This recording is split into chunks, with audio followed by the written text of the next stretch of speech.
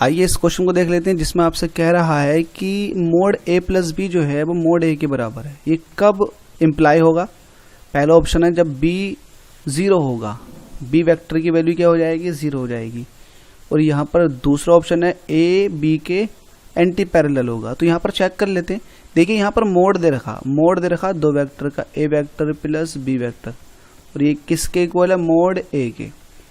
Mode का मतलब क्या है? इसका मॉड्यूलस की वैल्यू पूछ रहा है। देखिए मोड a प्लस बी ये a के इक्वल कब होगा? जब हम कहते हैं कि वेक्टर v ही 0 है। अगर b वेक्टर 0 होगा तो मोड a जो है वो मोड a के इक्वल हो जाएगा। तो इसका मतलब b 0 हो जाए। एक तो ऑप्शन आपका ये ठीक हो गया। या फिर ऐसा भी तो हो सकता है कि b वेक्टर की वैल्यू जो है वो माइनस का 2a हो जाए।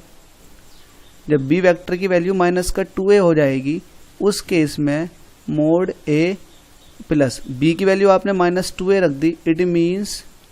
इट मीन्स ये आपका आ जाएगा यहाँ से माइनस का a।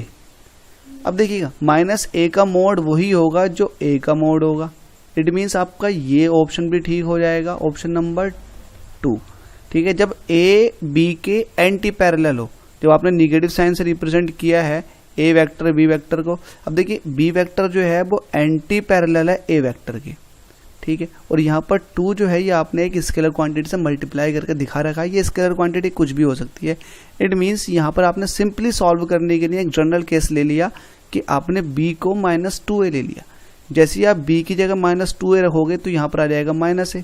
अब माइनस a वेक्टर का मोड वही होगा जो a वेक्टर के मोड के बराबर होगा। तो इट मीन्स ये ट्रू दो केस में हो सकता है, जब b 0 हो जाए या फिर a जो है वो b के एंटी पैरेलल हो जाए।